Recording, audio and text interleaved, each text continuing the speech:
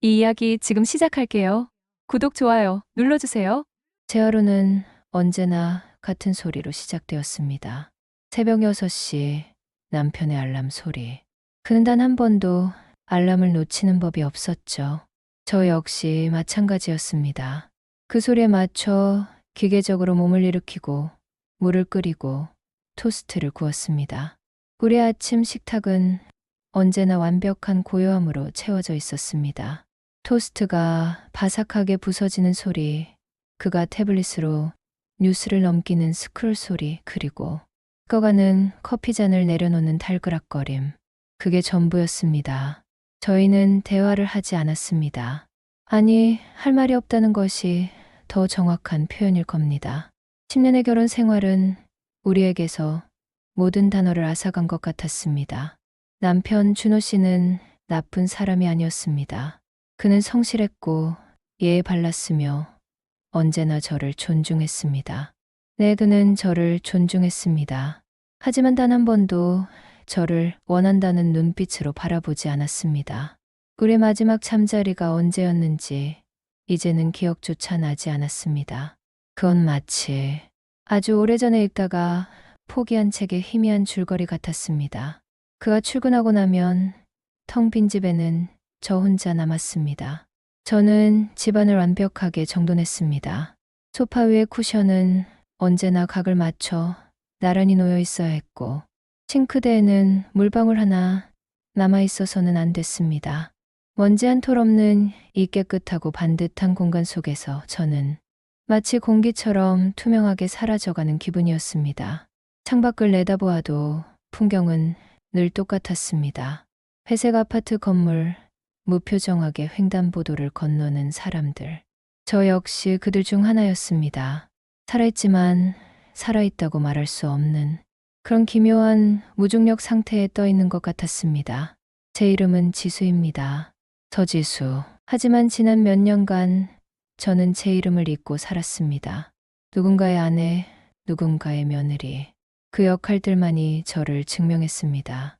가끔 거울 속에 비친 제 모습을 들여다보곤 했습니다.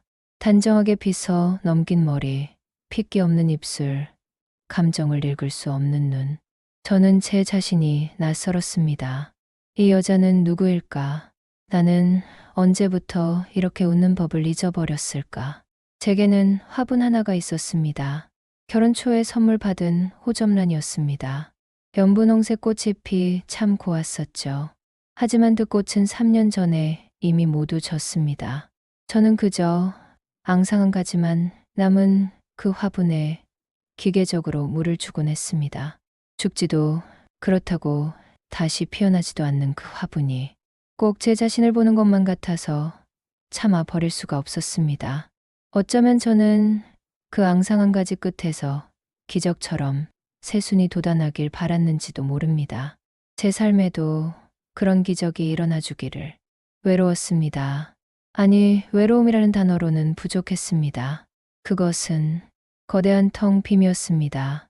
가슴 한가운데가 스펀지처럼 숭숭 뚫려버려서 어떤 것을 채워 넣어도 그저 속절없이 빠져나가 버리는 그런 종류의 허기였습니다. 문화센터에서 그림을 배워보기도 하고 베이킹 클래스에 등록도 해봤습니다. 하지만 그 무엇도 제 마음을 채워주지 못했습니다. 따뜻한 빵 냄새도 아름다운 유화, 물감의 색채도 저의 이 차가운 공허함을 데우지는 못했습니다. 저는 그저 완벽하게 관리된 집이라는 무대, 세트 안에서 행복한 아내라는 배역을 연기하는 유령일 뿐이었습니다. 그리고 그날 밤 그 지독한 정적을 깨뜨리는 진동이 울리기 전까지 저는 제가 그 무대에서 내려오고 싶어 한다는 것조차 깨닫지 못하고 있었습니다. 제 하루는 언제나 같은 소리로 시작되었습니다. 새벽 6시 남편의 알람 소리. 그는 단 한 번도 알람을 놓치는 법이 없었죠. 저 역시 마찬가지였습니다. 그 소리에 맞춰 기계적으로 몸을 일으키고 물을 끓이고 토스트를 구웠습니다. 우리 아침 식탁은 언제나 완벽한 고요함으로 채워져 있었습니다. 토스트가 바삭하게 부서지는 소리, 그가 태블릿으로 뉴스를 넘기는 스크롤 소리, 그리고 식어가는 커피잔을 내려놓는 달그락거림. 그게 전부였습니다. 저희는 대화를 하지 않았습니다. 아니, 할 말이 없다는 것이 더 정확한 표현일 겁니다. 10년의 결혼 생활은 우리에게서 모든 단어를 앗아간 것 같았습니다. 남편 준호 씨는 나쁜 사람이 아니었습니다. 그는 성실했고 예에 발랐으며 언제나 저를 존중했습니다. 네, 그는 저를 존중했습니다. 하지만 단 한 번도 저를 원한다는 눈빛으로 바라보지 않았습니다. 우리의 마지막 잠자리가 언제였는지 이제는 기억조차 나지 않았습니다. 그건 마치 아주 오래전에 읽다가 포기한 책의 희미한 줄거리 같았습니다. 그가 출근하고 나면 텅 빈 집에는 저 혼자 남았습니다. 저는 집안을 완벽하게 정돈했습니다. 소파 위의 쿠션은 언제나 각을 맞춰 나란히 놓여 있어야 했고, 싱크대에는 물방울 하나 남아 있어서는 안 됐습니다. 먼지 한 톨 없는 이 깨끗하고 반듯한 공간 속에서 저는 마치 공기처럼 투명하게 사라져가는 기분이었습니다. 창밖을 내다보아도 풍경은 늘 똑같았습니다. 회색 아파트 건물, 무표정하게 횡단보도를 건너는 사람들. 저 역시 그들 중 하나였습니다. 살아있지만 살아있다고 말할 수 없는 그런 기묘한 무중력 상태에 떠 있는 것 같았습니다. 제 이름은 지수입니다. 서지수. 하지만 지난 몇 년간 저는 제 이름을 잊고 살았습니다. 누군가의 아내, 누군가의 며느리. 그 역할들만이 저를 증명했습니다. 가끔 거울 속에 비친 제 모습을 들여다보곤 했습니다. 단정하게 빗어 넘긴 머리, 핏기 없는 입술, 감정을 읽을 수 없는 눈. 저는 제 자신이 낯설었습니다. 이 여자는 누구일까? 나는 언제부터 이렇게 웃는 법을 잊어버렸을까? 제게는 화분 하나가 있었습니다. 결혼 초에 선물 받은 호접란이었습니다. 연분홍색 꽃잎이 참 고왔었죠. 하지만 그 꽃은 3년 전에 이미 모두 졌습니다. 저는 그저 앙상 한 가지만 남은 그 화분에 기계적으로 물을 주곤 했습니다. 죽지도 그렇다고 다시 피어나지도 않는 그 화분이 꼭 제 자신을 보는 것만 같아서 차마 버릴 수가 없었습니다. 어쩌면 저는 그 앙상한 가지 끝에서 기적처럼 새순이 돋아나길 바랐는지도 모릅니다. 제 삶에도 그런 기적이 일어나 주기를. 외로웠습니다. 아니, 외로움이라는 단어로는 부족했습니다. 그것은 거대한 텅 빔이었습니다. 가슴 한가운데가 스펀지처럼 숭숭 뚫려버려서 어떤 것을 채워 넣어도 그저 속절없이 빠져나가 버리는 그런 종류의 허기였습니다. 문화센터에서 그림을 배워보기도 하고 베이킹 클래스에 등록도 해봤습니다. 하지만 그 무엇도 제 마음을 채워주지 못했습니다.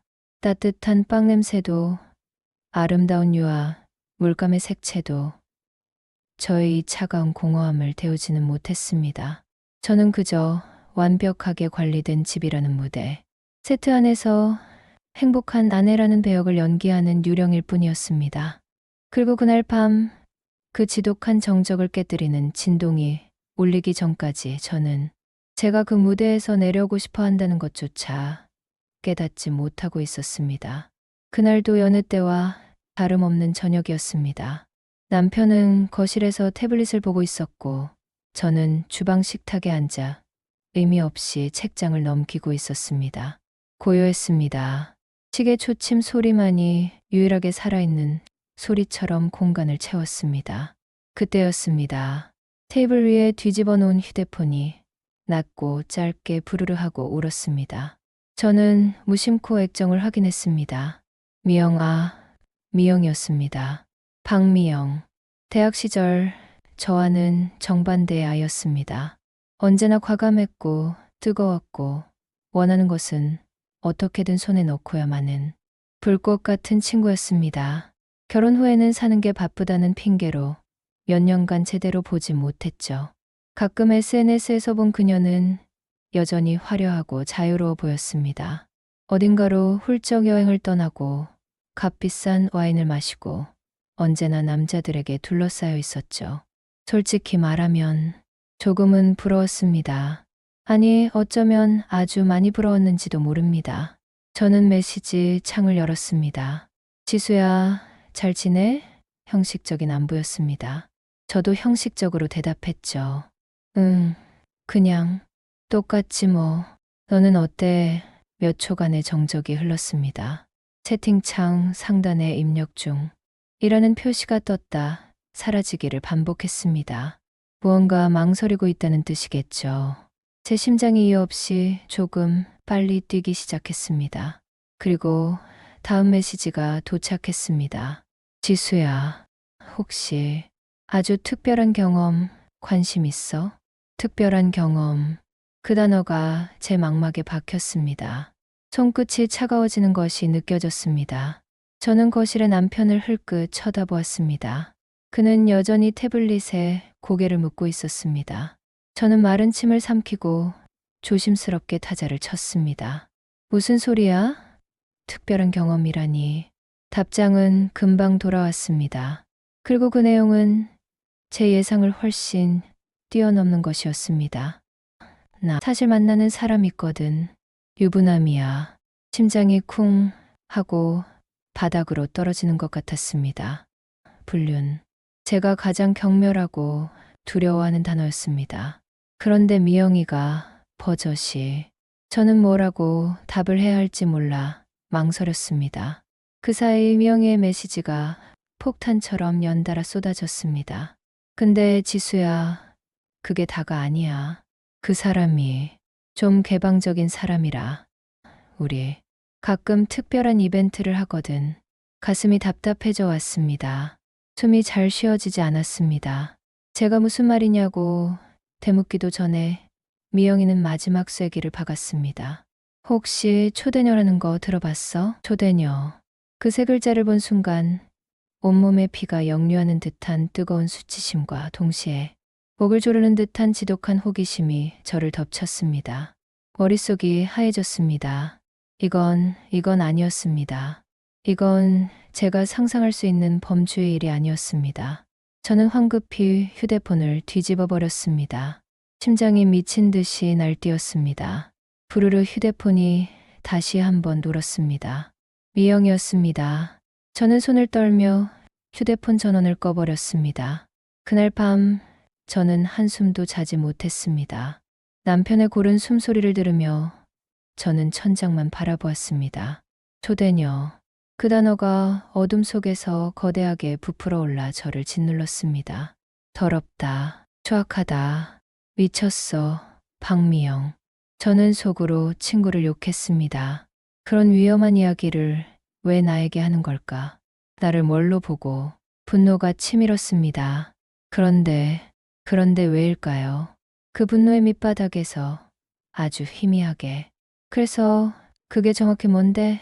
하고 속삭이는 또 다른 제 목소리가 들려왔습니다. 며칠을 알았습니다. 휴대폰을 켜기가 두려웠습니다. 미영에게서 또 어떤 메시지가 와 있을까봐 제 일상은 다시 굴러갔습니다. 토스트를 굽고 청소를 하고 앙상한 난초에 물을 주었습니다. 하지만 모든 것이 달라져 있었습니다. 제 눈에는, 제 귀에는 온통 초대녀라는 세 글자뿐이었습니다. 완벽하게 정돈된 거실이 이제는 저를 가두는 감옥처럼 느껴졌습니다. 남편의 무관심이 저를 향한 형벌처럼 다가왔습니다. 죽은 듯이 살고 있었잖아, 너. 단 한 번이라도 내가 살아있다고 느껴본 적 있어. 마음속에 그 목소리가 점점 더 커져갔습니다. 일주일이 지났습니다. 저는 밤늦게 남편이 잠든 것을 확인하고 거실로 나왔습니다. 그리고 휴대폰을 켰습니다. 수십 개의 메시지가 쌓여 있었습니다. 미영이의 메시지들이었습니다. 지수야, 화났어? 미안해. 내가 너무 갑작스러웠지. 그냥 내 생각이 났어. 너도 나처럼 답답해 보였거든. 억지로 강요하는 거 아니야. 그냥 이런 세계도 있다고. 내가 행복해졌으면 좋겠어. 진심이야. 그리고 마지막 메시지. 이번 주 금요일 호텔 근처 오피스텔. 8시. 비밀번호는 1004.1004. 그냥 와인이나 한잔 하자고. 부담 갖지 마. 혼자 가기 무서우면 나만 만나러 와도 돼. 안 와도 괜찮아. 정말이야. 저는 그 주소와 비밀번호를 마치 뜨거운 인두를 손에 쥔 것처럼 바라보았습니다. 머릿속에서는 안 되라는 이성이 비명을 질렀습니다. 하지만 제 심장은 마치 북소리처럼 파바라고 울리고 있었습니다. 금요일, 저는 남편에게 대학 동창 모임이라고 거짓말을 했습니다. 10년 만에 처음 해보는 거짓말이었습니다. 목소리가 떨렸지만 남편은 눈치채지 못했습니다. 아니, 관심이 없었죠. 저는 옷장 앞에서 한참을 망설였습니다. 그리고 가장 깊숙한 곳에 처박아 두었던 결혼 전 샀던 검은색 실크 원피스를 꺼내 입었습니다. 평소와는 다른 붉은색 립스틱도 발랐습니다. 거울 속에 저는 제가 아니었습니다. 낯설고 위태롭고 그리고 아주 조금 살아있는 것 같았습니다. 저는 떨리는 손으로 현관문을 열었습니다. 제 발로 감옥의 문을 열고 나가는 순간이었습니다. 금요일 밤 8시. 도시의 공기는 차갑고 날카로웠지만 제 뺨은 불에 댄 듯 뜨거웠습니다. 미영이가 알려준 오피스텔은 신도시의 화려한 네온사인 한가운데에 있었습니다. 높고 반짝이고 익명성이 보장되는 곳. 저는 로비에서 한참을 서성였습니다. 유리문에 비친 제 모습은 이 화려한 건물과 어울리지 않게 초라해 보였습니다. 검은 원피스와 붉은 립스틱도 마치 남의 옷을 빌려 입은 듯 어색했습니다. 그냥 돌아갈까. 수십 번도 더 그 생각을 했습니다. 지금이라도 돌아서면 아무 일도 일어나지 않을 겁니다. 저는 다시 안전하지만 무미건조한 저의 일상으로 돌아갈 수 있습니다. 하지만 제 발은 마치 자석에 이끌린 쇠붙이처럼 엘리베이터 앞으로 향하고 있었습니다. 엘리베이터의 문이 닫히고 숫자가 천천히 올라갔습니다. 밀폐된 공간 안 제 심장 소리가 귀에 못이 박히도록 크게 울렸습니다. 띵. 17층. 문이 열리고 길고 조용한 복도가 나타났습니다. 발소리를 죽이며 미영이가 알려준 호수를 찾았습니다. 1704호. 저는 그 문 앞에서 숨을 멈췄습니다. 모든 피가 손끝, 발끝으로 쏠려 차갑게 식어가는 기분이었습니다. 도어 아래 검은 패드 위로 제 손가락이 망설이며 떠다녔습니다. 1.0.0.4. 미영이다운 비밀번호라고 생각했습니다. 천국으로의 초대일까? 아니면 지옥으로의 초대일까? 삐비비 가벼운 기경과 함께 도어락이 해제되는 소리가 났습니다. 찰칵. 그 소리는 제 이성의 마지막 빗장이 풀리는 소리처럼 들렸습니다. 문을 아주 조금 밀어 열었습니다. 마찰음이 유난히 크게 들렸습니다. 안은 어두웠습니다. 아니, 어둡다기보다는 어둑했습니다. 거실의 흰 형광등 대신 구석구석에 놓인 주황색 스탠드 조명만이 공간을 은은하게 밝히고 있었습니다. 그리고 가장 먼저 저를 맞이한 것은 냄새였습니다. 집에서 늘 나던 소독약이나 섬유유연제 냄새가 아니었습니다. 그것은 달콤하면서도 무거운 마치 와인과 낯선 향수와 그리고 설명하기 어려운 어떤 열기가 뒤섞인 듯한 냄새였습니다. 그 냄새가 제 폐부 깊숙이 들어오는 순간 현기증이 일었습니다. 지수야? 어둠 속에서 미영의 목소리가 들려왔습니다. 그녀는 소파에 앉아 있었습니다. 저를 보고 활짝 웃고 있었죠. 왔구나. 잘 왔어. 미영이는 제가 알던 미영이보다 더 빛나고 있었습니다. 몸에 딱 붙는 붉은색 원피스, 짙은 화장. 그리고 무엇보다 그녀의 눈빛이었습니다. 모든 것을 다 안다는 듯한 여유롭고도 도발적인 그 눈빛. 저는 마치 덫에 걸린 짐승처럼 그 자리에 굳어버렸습니다. 왜 거기 서 있어? 이리 와, 앉아. 미영이가 제 손을 이끌었습니다. 소파는 가죽이 아니라 부드러운 벨벳이었습니다. 제 몸이 그 안으로 푹 하고 잠기는 기분이었습니다. 테이블 위에는 마시다만 와인 2잔과 치즈 플래터가 놓여 있었습니다. 그런데 와인잔이 2개였습니다. 미영이가 제 시선을 눈치챘습니다. 그 사람, 현석 씨. 그녀는 너무나 태연하게 말했습니다. 잠깐, 씻으러 갔어. 씻으러. 그 단어가 제 귓가를 맴돌았습니다. 온몸에 소름이 돋았습니다. 저는 도망쳐야 했습니다. 미영아, 나 그냥 갈게. 이건 좀. 제가 자리에서 일어나려던 바로 그 순간이었습니다. 달칵. 안쪽 침실문이 열리는 소리가 났습니다. 저는 얼어붙었습니다. 샤워가운을 걸친 한 남자가 젖은 머리를 수건으로 털며 걸어 나왔습니다. 그리고 저를 보고 멈칫했습니다. 시간이 멈춘 것 같았습니다.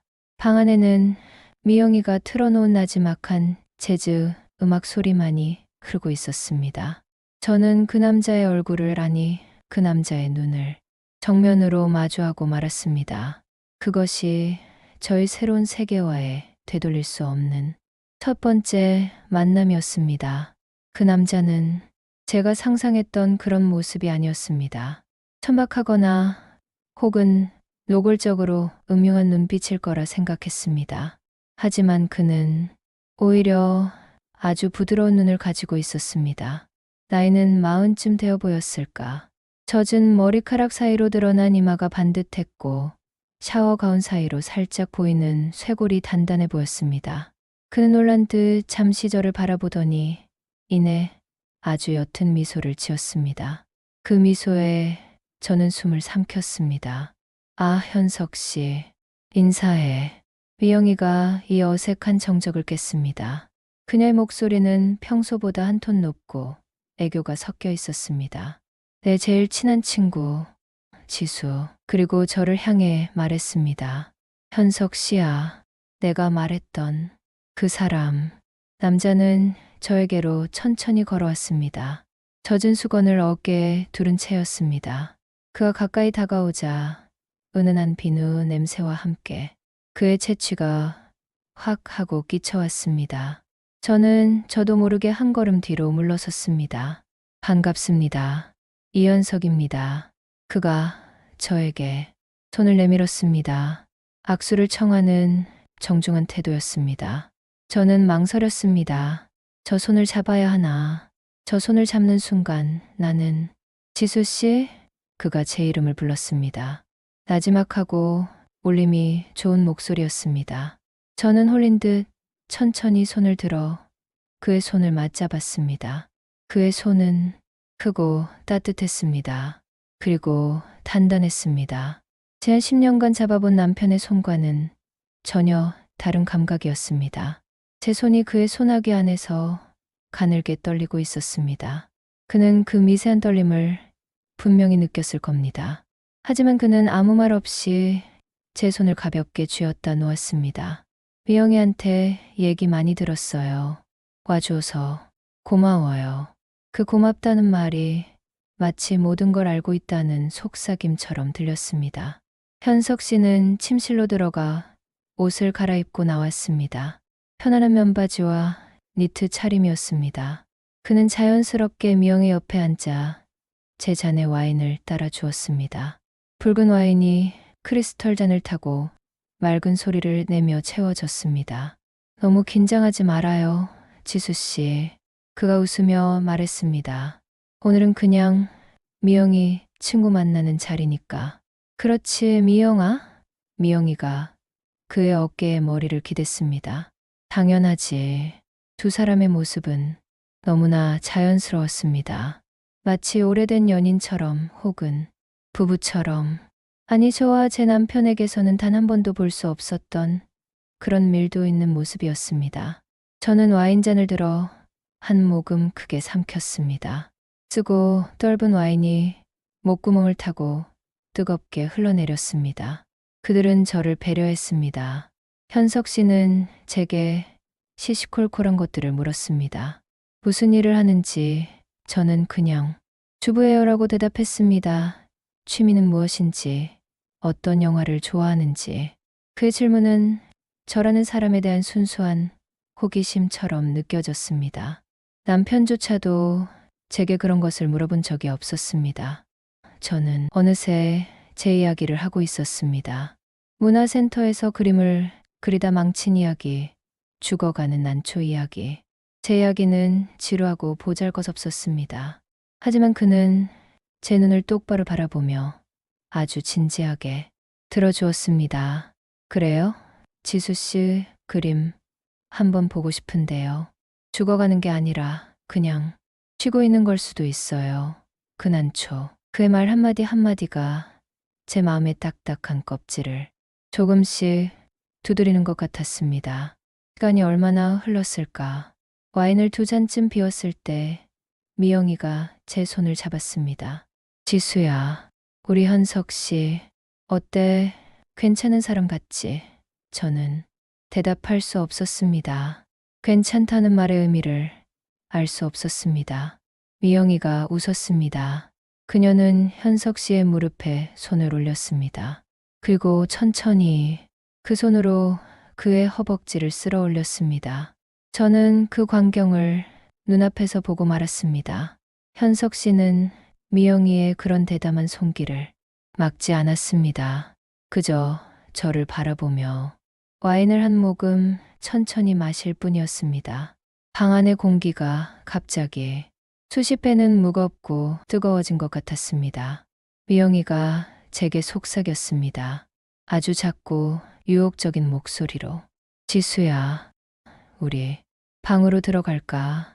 그것이 저를 걷잡을 수 없는 곳으로 이끈 결정적인 한마디였습니다. 미영의 그 말에 제 머릿속의 모든 회로가 끊어지는 것 같았습니다. 방으로 들어갈까?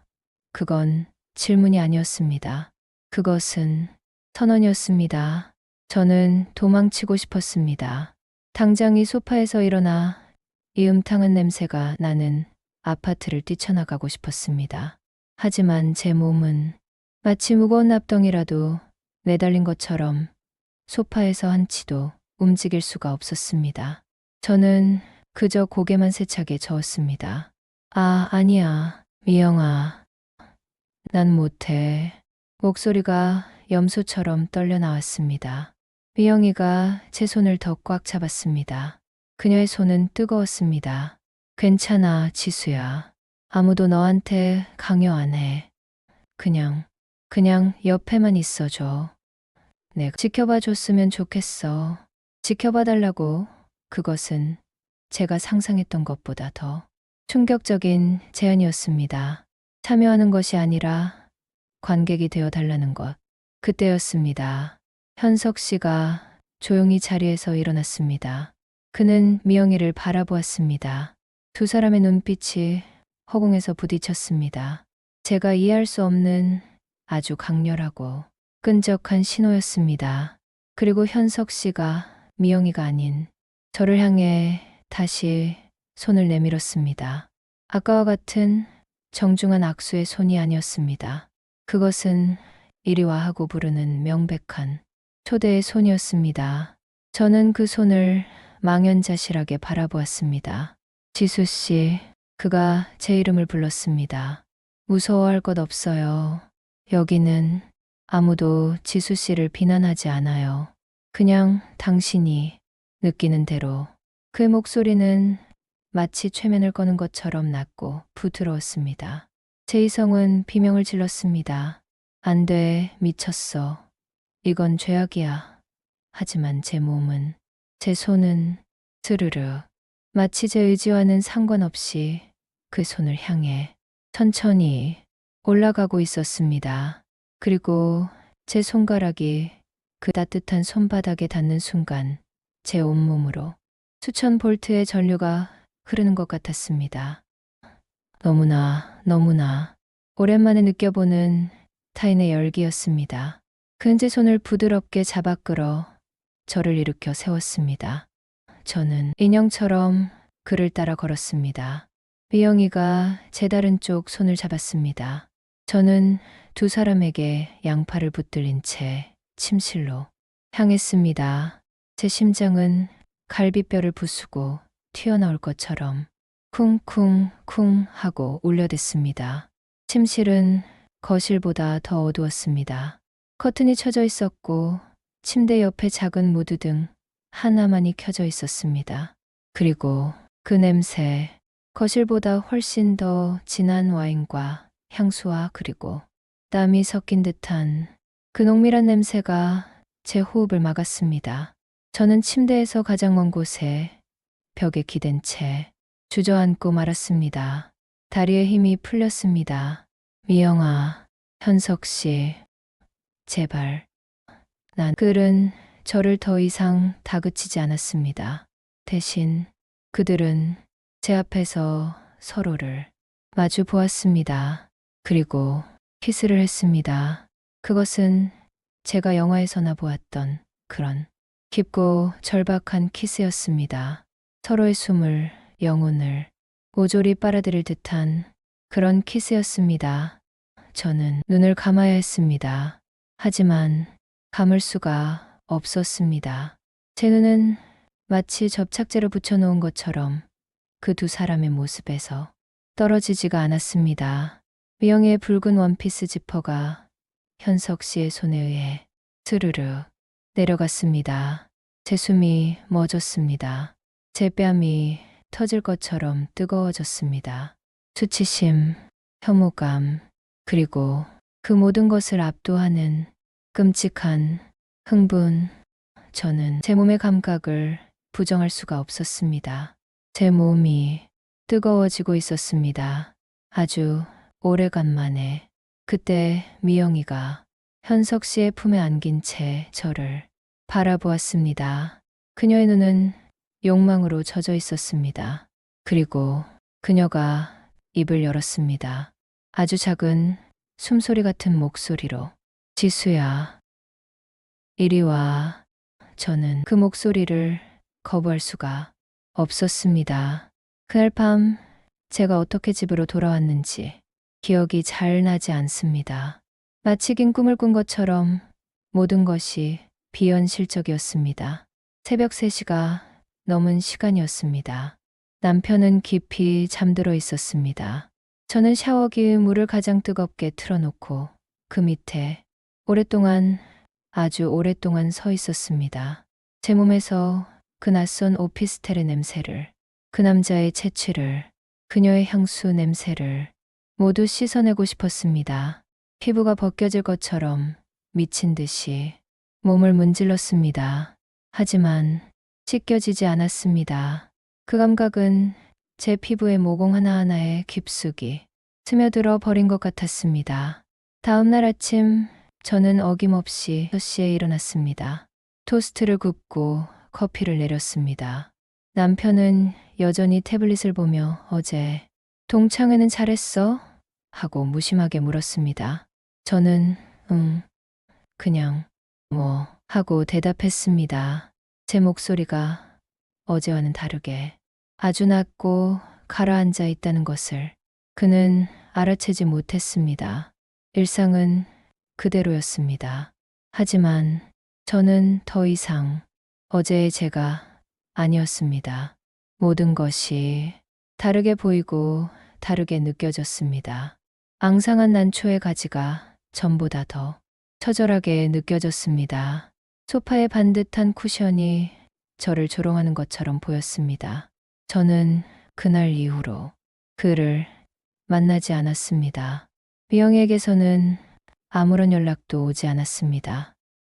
마치 그날 밤의 일은 정말로 저 혼자 꾼 지독한 꿈이었던 것처럼. 하지만 제 몸은 그날의 기억을 잊지 못했습니다. 밤이 되면 잠든 남편의 옆에서 저는 눈을 감고 그날 밤의 감각을 반추했습니다. 현석 씨의 따뜻했던 손바닥, 미영이의 뜨거웠던 숨결, 방 안을 가득 채웠던 그濃밀한 냄새. 그 기억이 떠오를 때마다 제 몸은 어김없이 뜨겁게 반응했습니다. 저는 제 자신이 너무나 혐오스러웠습니다. 하지만 동시에 저는 그 감각을 그리워하고 있었습니다. 양가 감정의 법칙 살아있음을 느끼고 싶었습니다. 단 한 번이라도 다시 저는 변하기 시작했습니다. 사소한 것들부터 저는 가지런히 빗어 넘기던 머리를 풀었습니다. 늘 입던 베이지색 회색에 죽은 듯한 색깔의 옷들 대신 아주 옅은 분홍색의 블라우스를 꺼내 입었습니다. 그리고 남편 몰래 아주 자극적인 붉은색의 속옷을 샀습니다. 아무도 보지 못하지만 저 혼자만 아는 비밀이었습니다. 그 속옷을 입는 것만으로도 저는 마치 다른 사람이 된 것 같은 위태로운 쾌감을 느꼈습니다. 그리고 한 달이 지났습니다. 저는 그 오피스텔 근처를 배회하고 있었습니다. 제가 왜 이곳에 와 있는 걸까? 저도 제 자신을 이해할 수 없었습니다. 그저 발길이 저절로 이곳으로 향했습니다. 저는 그 건물 앞에서 한참을 서성였습니다. 그때였습니다. 부르르 휴대폰이 울렸습니다. 미영이었습니다. 제 심장이 다시 미친 듯이 뛰기 시작했습니다. 거기 있어. 저는 소름이 돋았습니다. 그녀가 저를 보고 있었습니다. 저는 천천히 고개를 들었습니다. 17층 그 창문에서 미영이가 저를 내려다보고 있었습니다. 그리고 그녀는 활짝 웃고 있었습니다. 올라와, 지수야. 오늘 현석 씨도 있어. 저는 망설였습니다. 하지만 그 망설임은 길지 않았습니다. 저는 이미 답을 알고 있었습니다. 저는 이 달콤하고 위험한 세계에 완전히 발을 들여놓고 말았습니다. 저는 로비로 들어가 엘리베이터에 17이라는 숫자를 망설임 없이 눌렀습니다. 두 번째 방문이었습니다. 초대녀가 아닌 방문자로서의 걸음이었습니다. 그날은 유난히 비가 세차게 내렸습니다. 창문을 때리는 빗소리가 마치 절박한 누군가의 노크 소리처럼 방안을 울렸습니다. 그 소리 때문이었을까요? 오피스텔 안의 공기는 평소보다 훨씬 더 무겁고 뜨겁게 느껴졌습니다. 우리는 어김없이 와인을 마시고 있었습니다. 붉은 액체가 담긴 잔을 든 제 손은 이제 더 이상 떨리지 않았습니다. 지난 한 달간 저는 이 낮고 어두운 조명과 달콤하고 농밀한 향기에 완벽하게 길들여져 가고 있었습니다. 저는 더 이상 첫날처럼 벽에 기대어 앉은 관객이 아니었습니다. 미영이와 현석 씨, 그 두 사람 사이의 벨벳 소파에 아주 자연스럽게 저의 자리를 만들었습니다. 우리는 일상을 이야기했습니다. 저는 이제 제가 산 붉은색 속옷 이야기도 남편의 무관심에 대한 이야기도 아무렇지 않게 꺼내놓을 수 있게 되었습니다. 그들은 언제나처럼 비난도 동정도 아닌 그저 흥미롭다는 눈빛으로 제 이야기를 들어주었습니다. 그것만으로도 저는 숨통이 트이는 기분이었습니다. 그날따라 현석 씨는 유난히 말이 없었습니다. 그는 그저 와인잔을 천천히 돌리며 저를 아주 깊은 눈으로 바라보고 있었습니다. 그 시선이 너무나 뜨거워서 제 피부가 따끔거릴 정도였습니다. 정적을 깬 것은 그였습니다. 나지막하고 울림이 좋은 목소리로 그가 말했습니다. 지수 씨, 요즘 많이 예뻐졌네요. 심장이 쿵 하고 갈비뼈를 세게 쳤습니다. 예뻐졌다. 결혼한 이후 남편에게서는 단 한 번도 들어보지 못한 말이었습니다. 그것은 그냥 하는 인사가 아니었습니다. 그의 눈빛은 나는 당신의 변화를 알고 있다고, 나는 당신 안에 그 뜨거움을 보고 있다고, 그렇게 노골적으로 말하고 있었습니다. 저는 시선을 피하며 그저 와인만 한 모금 삼켰습니다. 목구멍으로 넘어가는 와인이 불덩이처럼 뜨거웠습니다. 미영이가 제 어깨를 감싸 안으며 웃었습니다. 그녀의 웃음소리는 빗소리에 섞여 기묘하게 울려 퍼졌습니다. 그렇지? 내가 그랬잖아. 우리 지수는 원래 예쁜 아이라고. 그동안 너무 자신을 가두고 살았던 거지. 미영이는 그렇게 말하며 제 머리카락을 부드럽게 쓸어 넘겼습니다. 그 손길은 다정했지만 동시에 마치 저를 길들이는 주인의 손길처럼 느껴졌습니다. 그리고 반대편에 앉아있던 현석 씨가 제 손등 위로 그의 손을 겹쳤습니다. 크고 뜨겁고 단단한 손이었습니다. 저는 숨을 멈췄습니다. 방 안의 모든 소리가 멀어졌습니다. 오직 창문을 때리는 빗소리와 제 귓가에서 미친 듯이 울리는 제 심장 소리뿐이었습니다. 두 사람 사이에 낀 채 저는 옴짝달싹할 수 없었습니다. 미영의 향수 냄새와 현석 씨의 채취가 뒤섞여 제 이성을 마비시키는 것 같았습니다. 미영이가 제 귓가에 아주 작게 속삭였습니다. 지수야, 이제 너도 솔직해져도 돼. 솔직해져도 된다. 그 말이 제 가슴을 쳤습니다. 그때 제 손을 쥐고 있던 현석 씨가 더욱 힘을 주어 제 손을 잡으며 물었습니다. 지수 씨, 당신 뭘 원해요? 원하는 것, 제 머릿속이 하얗게 비어버렸습니다. 지난 10년간 아니, 어쩌면 제 평생 저는 단 한 번도 제가 무엇을 원하는지 스스로에게 물어본 적이 없었습니다. 늘 누군가의 아내로, 며느리로 해야 하는 일과 보여야 하는 모습에 갇혀 살았습니다. 그런데 원하는 것, 내가 정말로 원하는 것, 그 질문 하나가 제 안에 굳게 닫혀 있던 댐의 수문을 부수어 버린 것 같았습니다. 저는 모르겠습니다. 그 순간 어디서 그런 용기가 났는지, 아마도 그건 용기가 아니라 더 이상 참을 수 없는 터져 나오려는 어떤 본능이었을 겁니다. 저는 잡고 있던 와인잔을 테이블에 탁 소리가 나게 내려놓았습니다. 두 사람이 놀란 눈으로 저를 바라보았습니다. 저는 현석 씨의 손을 아주 단호하게 뿌리쳤습니다. 그리고 자리에서 일어났습니다. 저는 두 사람을 지나쳐 침실 안으로 망설임 없이 걸어 들어갔습니다. 발소리가 카페 뒤에서도 유난히 크게 들렸습니다. 침실 벽에는 커다란 전신 거울이 붙어 있었습니다. 저는 그 거울 앞에 섰습니다. 그리고 거울 속에 비친 여자를 바라보았습니다.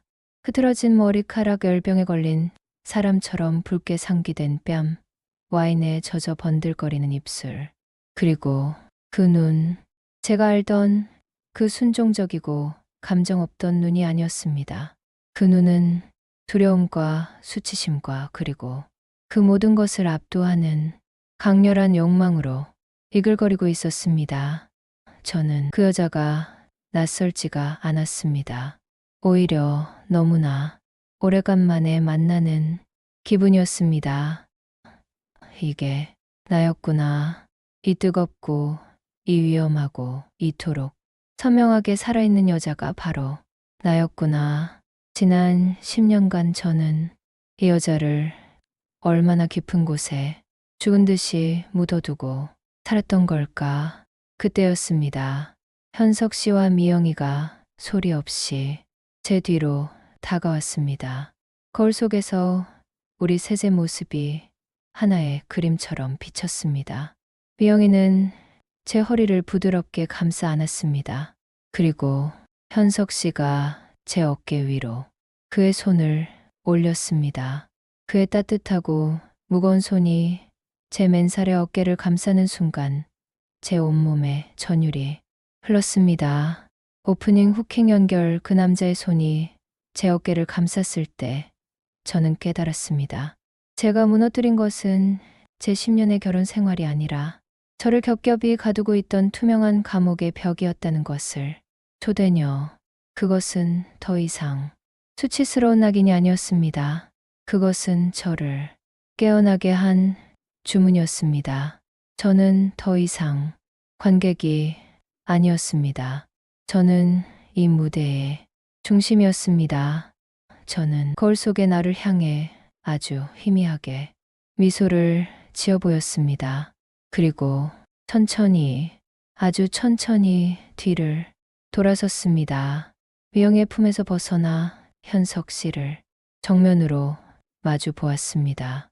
그의 눈이 놀라움으로 그리고 이내 짙은 욕망으로 타오르는 것을 보았습니다. 저는 제 스스로의 의지로 까치발을 들었습니다. 그리고 그의 목을 감싸 안았습니다. 그의 놀란 숨소리가 제 뺨에 뜨겁게 닿았습니다. 저는 망설이지 않았습니다. 제 인생의 첫 번째 선택이었습니다. 타인의 시선이나 도덕적 잣대가 아닌 오직 온전한 저의 욕망에 따른 선택. 저는 그의 입술에 제 입술을 가져다 대었습니다. 그것은 비난받아 마땅한 타락의 시작일지라도 저에게는 가장 절실한 각성의 순간이었습니다. 폭풍 같던 밤이 지나고 아침이 왔습니다. 창문 커튼 틈새로 밤새 내린 비에 씻겨 더욱 차갑고 선명해진 회색빛 아침이 스며들고 있었습니다. 저는 낯선 침대에서 눈을 떴습니다. 몸은 솜처럼 무거웠지만 이상하게도 정신은 얼음장처럼 차갑고 명료했습니다. 옆에는 깊이 잠든 두 사람이 있었습니다. 미영이 그리고 현석 씨. 어젯밤 저를 그토록 뜨겁게 만들었던 그들은 아침의 빛 속에서 그저 피곤해 지쳐 잠든 평범한 남자와 여자일 뿐이었습니다. 저를 타락시킨 악마도 저를 구원한 천사도 아니었습니다. 그들은 그저 자신의 욕망에 솔직했던 사람들이었고 저 또한 마찬가지였습니다. 저는 그들을 바라보며 아무런 감정도 느끼지 못했습니다. 고마움도 원망, 그저 모든 것이 끝났다는 생각뿐이었습니다. 저는 새벽 공기의 한기 속에 소리 없이 침대에서 빠져나왔습니다. 바닥에 어지럽게 흩어져 있는 제 옷가지들을 하나하나 주워 입었습니다. 어젯밤의 열기가 거짓말처럼 식어버린 옷감이 차가웠습니다. 옷을 입는 제 손길은 더 이상 망설임이나 수치심으로 떨리지 않았습니다. 저는 그저 해야 할 일을 하고 있을 뿐이었습니다. 제가 거실로 나오던 바로 그때였습니다. 잠결에 저를 느낀 걸까요? 미영이가 잠꼬대처럼 낮게 저를 불렀습니다. 지수야. 저는 그 목소리를 들었지만 뒤돌아보지 않았습니다. 대답하지도 않았습니다. 저는 그저 묵묵히 현관으로 향했습니다. 1704호. 그 비밀번호 1004의 문을 열었습니다. 찰칵. 문이 열리고 복도의 차가운 공기가 제 뺨을 스쳤습니다. 저는 그 문을 닫았습니다. 낮고 무거운 소리가 울렸습니다. 그것은 제 과거와의 완벽한 단절을 알리는 소리였습니다. 엘리베이터를 타고 로비를 빠져나와 거리로 나섰습니다. 밤새 내린 비로 도시는 깨끗하게 씻겨 있었습니다. 저는 아주 깊게 숨을 들이마셨습니다. 차갑고 상쾌한 공기가 제 폐부 깊숙한 곳까지 릴려 들어왔습니다. 마치 지난 10년간 제 안에 쌓여있던 모든 캐캐묵은 먼지들이 한꺼번에 씻겨 나가는 기분이었습니다. 저는 집으로 향했습니다. 발걸음은 이상할 정도로 가볍고 단호했습니다. 더 이상 두렵지 않았습니다. 제 비밀번호를 눌렀습니다. 문이 열리고 익숙하지만 낯선 집안의 공기가 저를 맞았습니다. 고요했습니다. 그리고 남편이 거실 소파에서 웅크린 채 잠들어 있었습니다.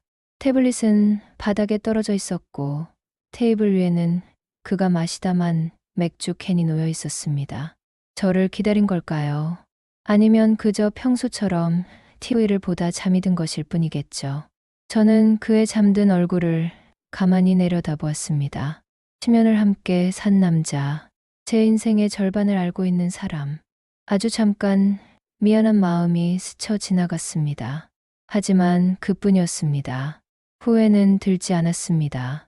그의 무관심이 저를 여기까지 밀어붙인 것일까?